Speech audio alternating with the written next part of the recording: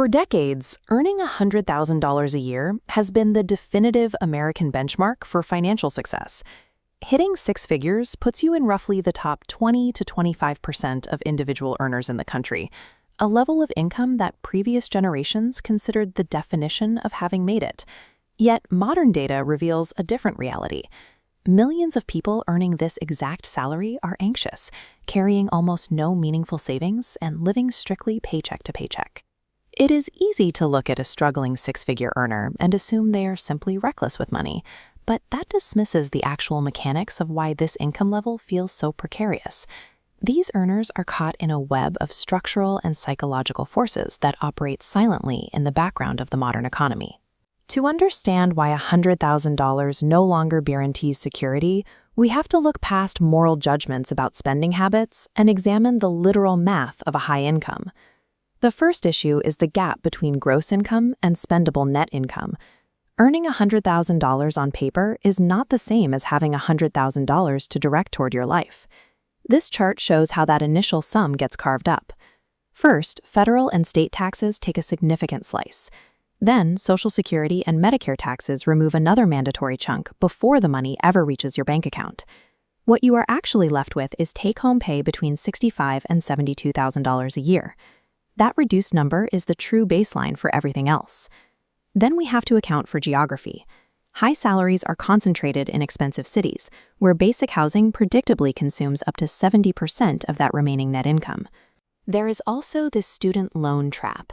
The advanced credentials required to secure these high-paying roles frequently saddle the earner with debt that consumes the exact years they should be building early, compounding wealth. Taxes, geography, and debt break the illusion of six-figure wealth before a single discretionary purchase is even made. For whatever income remains, lifestyle inflation takes hold. As your salary increases, your baseline spending expands to match it. You move into a nicer apartment or drive a newer car, choices that feel justified by your hard work. This graph shows the problem. As the income line moves up over time, your expenses rise in parallel.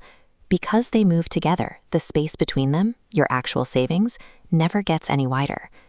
This is compounded by the frictionless subscription economy. Auto-renewing streaming services, apps, and one-click deliveries are engineered to remove the physical friction of handing over money. Because you never physically feel the transaction, hundreds of dollars can vanish in micropayments every single month. The money leaves your account invisibly. These invisible bleeds bypass normal psychological alarm bells. Instead of making deliberate choices, earners default to automated, unthinking drains on their wealth. Higher salaries can ironically reduce financial vigilance. Because you aren't worried about literal catastrophe, you stop tracking spending.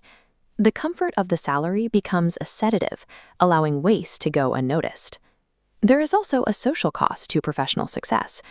High-earning peer groups have expensive standards for dining and travel. For many, participating in these activities is a requirement for maintaining a professional identity. Finally, high income leads to the complexity trap.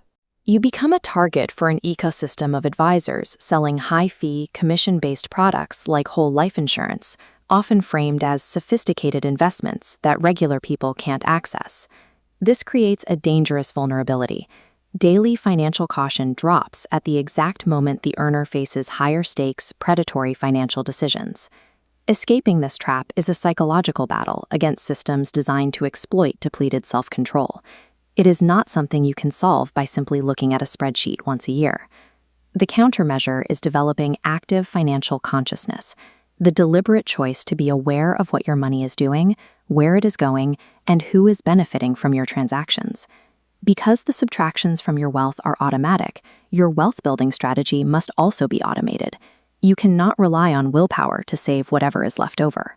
True security comes when a significant portion of your paycheck automatically diverts into tax-advantaged accounts like a 401k or HSA before the money ever reaches a spendable account. By making saving the default, you remove the need for daily discipline.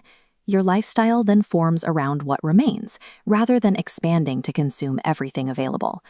$100,000 a year is enough to build lasting security, provided you use automated systems to protect your wealth, rather than defaulting into an economic system engineered to capture it.